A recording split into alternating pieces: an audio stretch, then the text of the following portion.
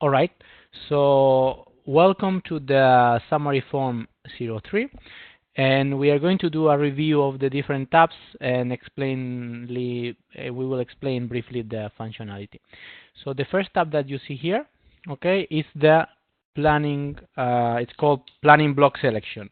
This is a tab where we are going to select the coding block that we will use in the summary form to retrieve data from. So the first step of before anything else, we are going to select the fund, the budget period, and the cost object. So as we did in previous exercises, we are going to select 10 UNA. So we double click on the fund and the system will display a pop-up window where we can select the fund code. It's taking a bit of time. All right, so here it is. We can select 10 UNA. Then we are going to select the budget period. For our exercise, we have been using 2020. So again, the system will show up the list of budget periods, and we will select for 10 UNA and for this exercise 2020. Okay, here we have the screen. So we select 2020. And then this is very important to keep in mind because with the summary form 03, we are going to have a consolidated view of the data. We are coming from position form when we entered and we planned the budget for a particular cost center, and we also did the same thing in summary 009. But in this case, if we open the cost object selection, we will see that we can only select the cost object at entity level. This does not mean that we cannot have visibility on the breakdown by cost center. This is something that we can see later in different tabs, but in order to select, we will only see the entity, right? So we select the entity. This is also because it's that is why it's called the high-level planning form, that is mainly used to review the data that is coming from the different planning forms. So once we have these elements, okay, we will click on, and then of course the version, if the version we are going to review is L1, we will leave it as L1. And then we click on refresh.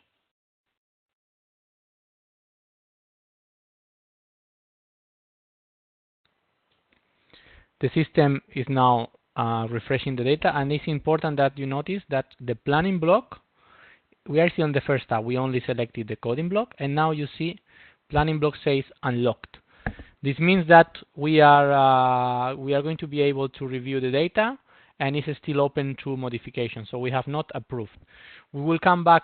We have not approved yet. We will come back later to the approve and reject functionality, and now we are going to go through the different tabs to see where to find our data and how to analyze it.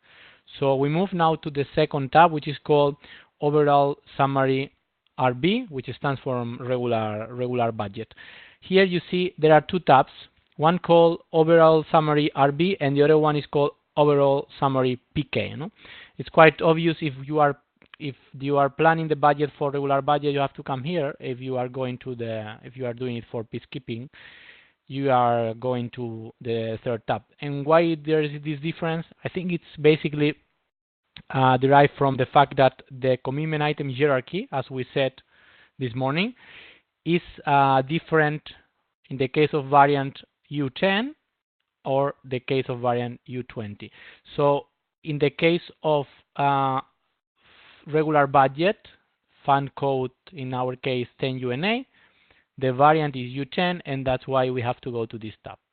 So if you were planning for a budget for PK, then you should go to the third tab that has a different structure. You see in the screen, you will see that the commitment item structure is different.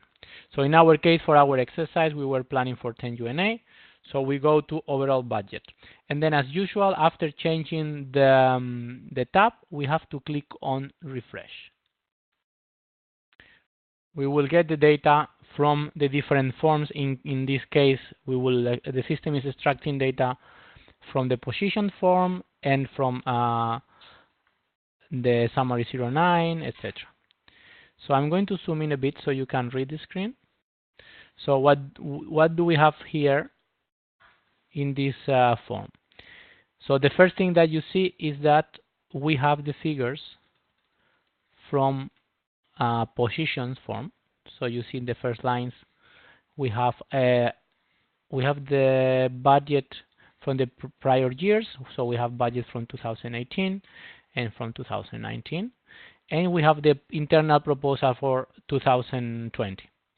So the system gives us a good summary of the different classes, and then we will see even the change. We can see easily here if there has been an increase or a decrease, and also what does this mean in terms of percentage. So what is the variance with regards to the prior years?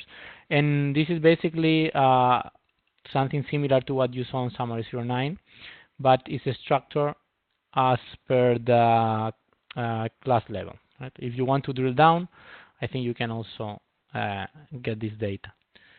Okay, remember that as it happened in the previous forms, when you double click on the class, you can drill down and see the subclasses and up to the commitment item level. Now the system is refreshing.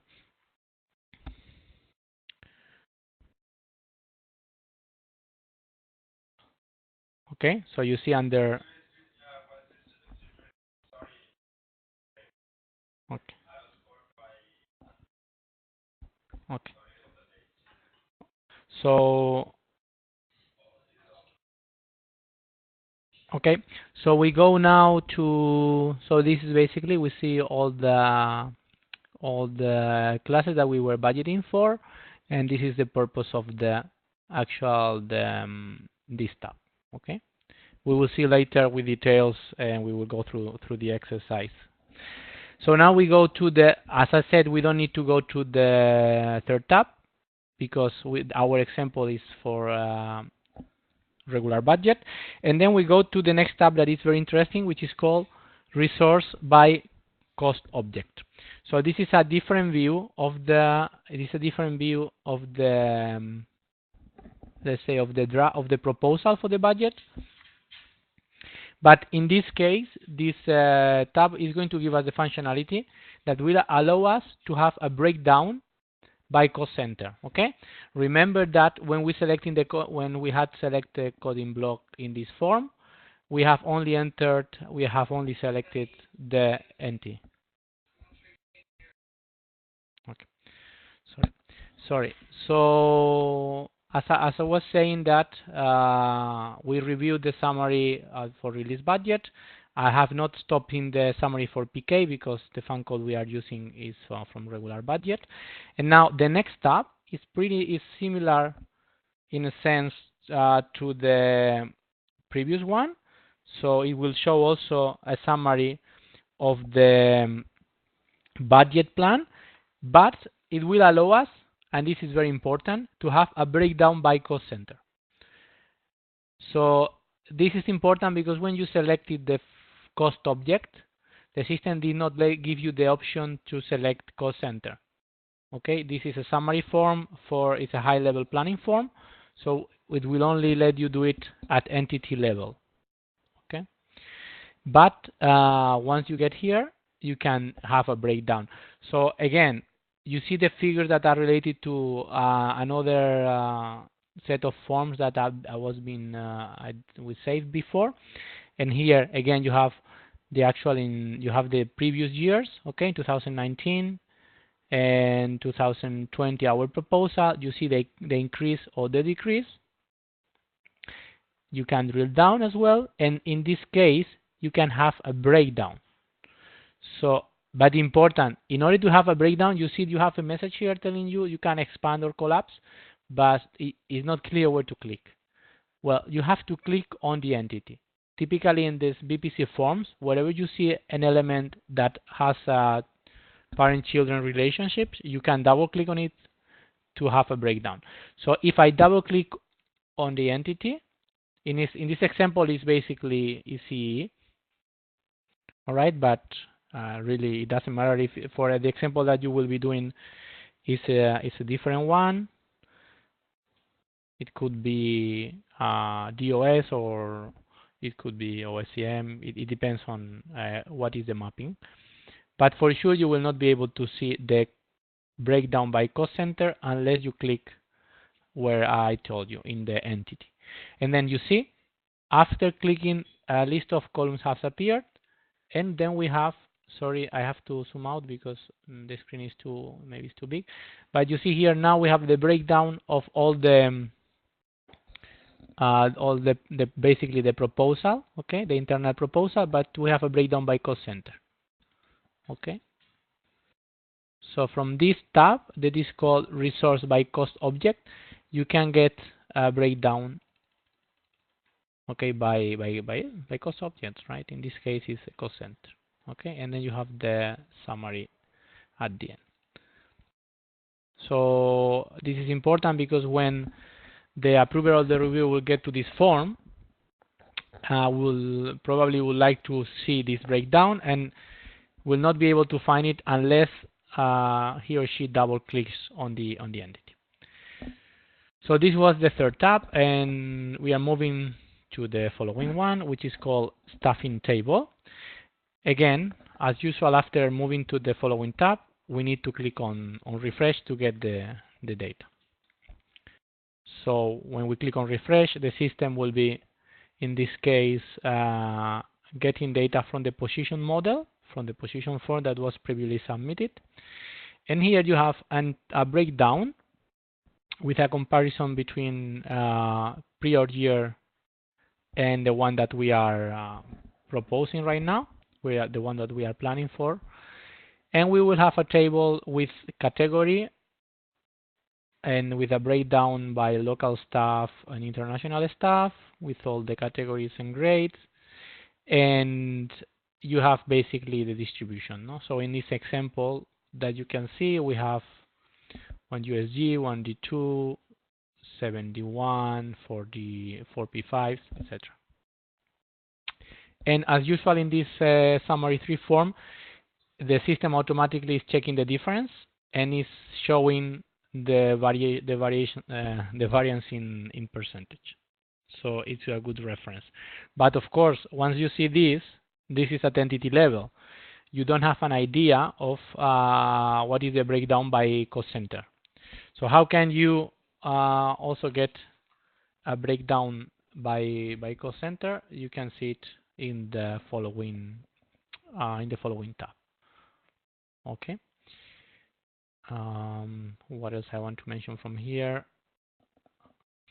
I think if we double click on the category, we will also have a breakdown. So we are, okay, no, it's not in this tab, it's in the following. Okay. So this one gives you the staffing table for the required entity, and then you can identify easily the variation or the difference with the previous year. So we go now to the next tab that is called staff changes by cost object. And then, as usual, after getting to the new tab, we need to click on refresh.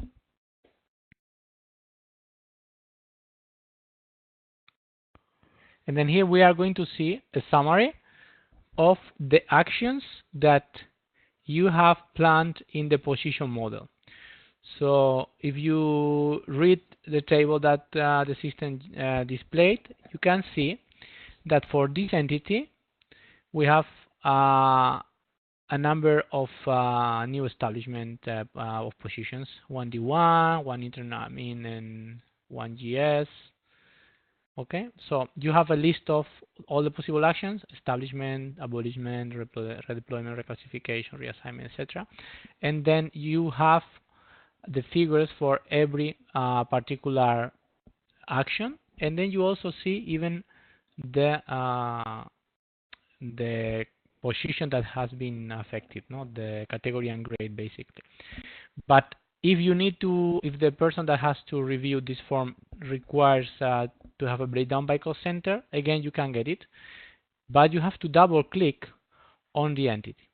So again, if you want, since this is an entity and it's a parent, if we double click on the entity, we will get the breakdown by cost center, which I think is useful in this particular report, so you get an idea of what divisions are performing the establishment, the redeployment, etc. So you get the list of costs, but we see here this cost center has most of the actions, while this cost center has only establishment of position, and I think there is one abolishment. All right. So basically, the last two tabs are linked to the position model.